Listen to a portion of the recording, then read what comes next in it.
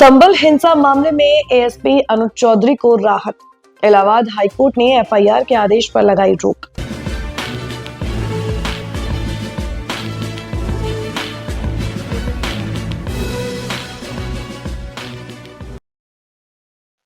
संभल हिंसा मामले में चर्चित एएसपी अनुज चौधरी समेत अन्य 22 पुलिस अब तक इस मामले की सुनवाई के दौरान हाईकोर्ट ने फिलहाल सीजेएम कोर्ट के आदेश पर रोक लगा दी है।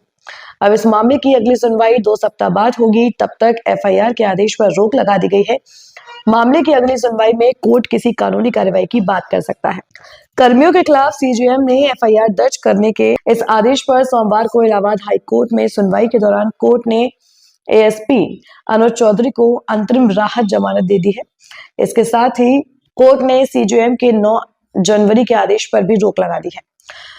दरअसल संभल जामा मस्जिद सर्वे के दौरान जिले में हुई हिंसा में सीजेएम कोर्ट ने तत्कालीन सीओ अनुज चौधरी और 22 अन्य पुलिस अधिकारियों के खिलाफ एफआईआर दर्ज करने का आदेश जारी कर दिया था।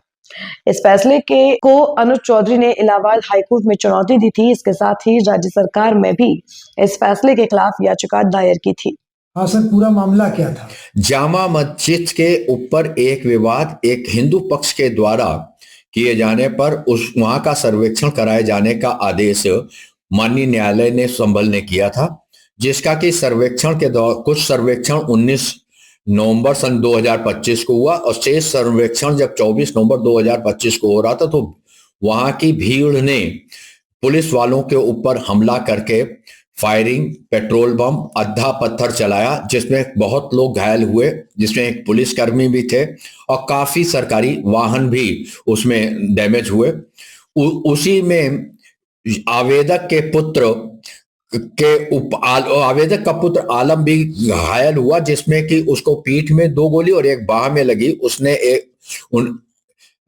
अनुज चौधरी सीओ और अनुज कुमार तोमर एसएचओ कोतवाली के खिलाफ मुकदमा दर्ज कराए जाने के लिए एक प्रार्थना पत्र दिया, जिसमें कि अदालत ने 9 जनवरी के आदेश के द्वारा मुकदमा दर्ज करने का आदेश जब किया तो उस आदेश को दोनों अनुज चौधरी और अनुज तोमर के द्वारा यहाँ पे यह कहते हुए चैलेंज किया गया कि उपरोक्त कार्य जो भी कुछ उन्होंने किया वो सरकारी कार्यों के निर्वहन के हेतु किया और नई संहिता के परिप्रेक्ष्य में अदालत ने आदेश पारित करने के पूर्व जो उनको किसी भी प्रकार की न तो नोटिस दी न ही उन्हें सुना, जो कि किया जाना आवश्यक था। अतः आदेश गैर कानूनी है और अपास्त होने योग्य है। अदालत ने सुनने के बाद उसमें उसकी कार्रवाई स्थगित कर दी है।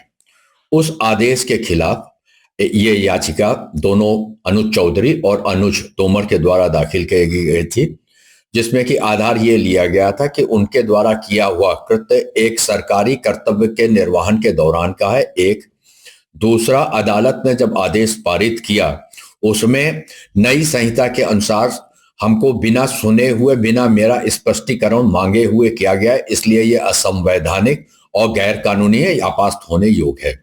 जिसपे कि अदालत ने सुनने के बाद और उधर के आवेदक के अधिवक्ता को भी सुनने के बाद 2 दिन कल और आज सुनने के बाद यामीन के वकील को 2 सप्ताह के अंदर हमारी याचिका के ऊपर अपना शपथ पत्र काउंटर एफिडेविट फाइल करने का आदेश किया है और 2 सप्ताह का समय हमें उनके जवाब का जवाब देते हुए 5 सप्ताह के बाद पुनः इस याचिका को सूचीबद्ध होने का आदेश किया करते हुए 9 जनवरी का आदेश, जिसके द्वारा कि एफआईआर दर्ज करने का आदेश हुआ है, उसकी कार्रवाई स्थगित कर दिया है। किस कोर्ट में थी ये? माननीय न्यायमूर्ति श्री समित गोपाल जी के अदालत के अंदर कल और आज इसमें बहस होने के बाद यह आदेश पारित